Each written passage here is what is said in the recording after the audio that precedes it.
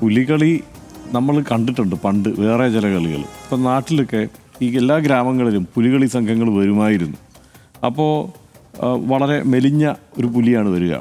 ആ പുലിക്ക് ചില ഈ അക്രോബാറ്റിക്സ് കഴിവുകളൊക്കെ ഉള്ള പുലിയായിരിക്കും.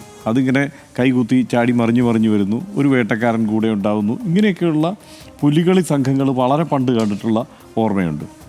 ഏതാണ്ട് ആ പുലികളിൽ നിന്ന് ഏറെ വ്യത്യസ്തരല്ലാത്ത പുലികളൊക്കെ തന്നെയാണ് മുമ്പ് തൃശ്ശൂരിലെ റൗണ്ടിലെ പുലികളിലും ഉണ്ടായിരുന്നത്. സനീഷ് പറഞ്ഞല്ലോ, AVM ഉണ്ണിയുടെ വീഡിയോ അത് 95-ലെയാണ്. അതിന് 9 വർഷത്തിന് ശേഷം 2004 ഞാൻ അവിടെ നിന്നത് റിപ്പോർട്ട് ചെയ്യുന്നുണ്ട്. ഈ പുലികളി റിപ്പോർട്ട് ചെയ്യാനായിട്ട് റൗണ്ടിൽ നിൽപ്പുണ്ട്. അന്ന് കണ്ട പുലികളിലും വയറില്ല. അപ്പോൾ അന്ന് കണ്ട പുലികളിൽ ഏതാണ്ടൊരു 50 പുലികളിങ്ങ് വന്നാൽ അതിലൊരു 2-3 പുലികൾക്ക് വയറുണ്ടാവും. അതൊരു തമാശ പുലികളാണ് ആ വയറുമായി വരുന്ന പുലികൾ. ആ വയറുമായി വരുന്ന പുലികൾ ആളുകളെ രസിപ്പിക്കുന്നുണ്ട്, ചിരിപ്പിക്കുന്നുണ്ട്. അല്ലാത്ത കുറേയേറെ പുലികൾ ബാക്കി ഇപ്പോൾ പക്ഷേ എന്താ നേരെ തിരിഞ്ഞു. ഇപ്പോൾ വയറില്ലാത്ത 1-2 പുലിയുണ്ട്, ബാക്കി മുഴുവൻ പുലികൾക്കും വയറായി. തമാശ പുലികൾ ഇപ്പം ഭയങ്കര മെയിൻ പുലികളായി മാറി. ഇതാണ് ഈ കാലത്തിൻ്റെ മൊത്തത്തിൽ വന്ന മാറ്റമാണ്. നേരത്തെ സനീഷ് സൂചിപ്പിച്ചതുപോലെ ആളുകളുടെ രൂപം മൊത്തത്തിൽ മാറി.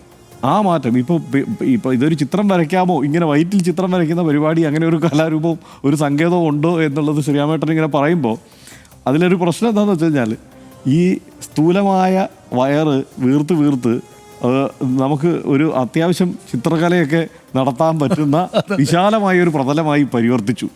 അപ്പോൾ പിന്നെ ഒരു ചുവര് പോലെ വിശാലമായ ഒരു ചുവര് പോലെ ആയപ്പോൾ അതിൽ ഈ പുലികളെ വരച്ചു തുടങ്ങി. പഴയ പുലി ഈ മുഖം ഈ എന്താണ് തല മുതൽ കാല് വരെ ഇങ്ങനെ പുള്ളിക്കുത്തുകളുള്ള പുലികൾ തന്നെയാണ് അന്ന് വരുന്നത്, പഴയ പുലികളെല്ലാം.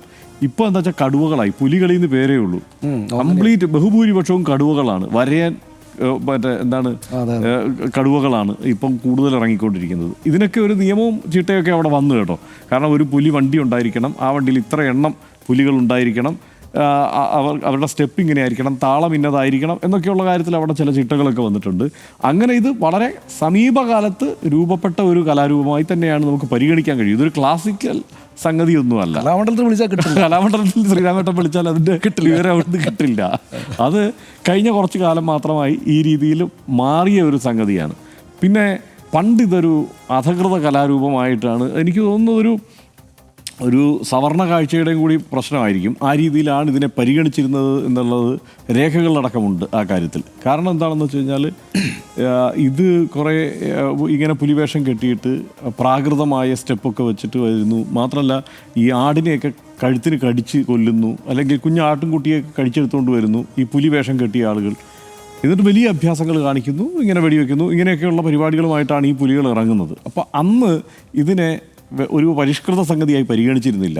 വയറ് വീർത്തപ്പോൾ ഇത് കുറച്ച് പരിഷ്കൃത സംഗതിയായി മാറി എന്നുള്ളത് കൂടിയുണ്ട്.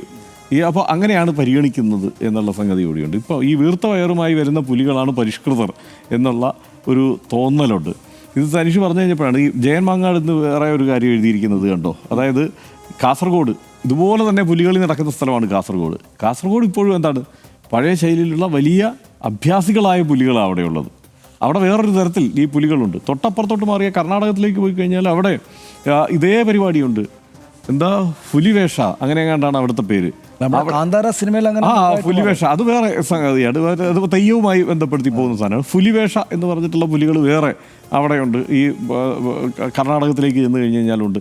ഇത് ലോകത്ത് പല ഭാഗത്തും ഇത്തരത്തിലുള്ള വേഷം കെട്ടലുകളുണ്ട്. ഇത്തരത്തിലുള്ള കലാരൂപങ്ങളായി തന്നെ ആ നിലയ്ക്കുണ്ട്. പക്ഷേ ആ പുലികൾക്കാർക്കും, അതായത് കേരളം വിട്ടുള്ള പുലികൾക്ക് കൊടവയറില്ല എന്നുള്ളതാണ് ഇതിനകത്തുള്ള ഒരു കാര്യം. പിന്നെ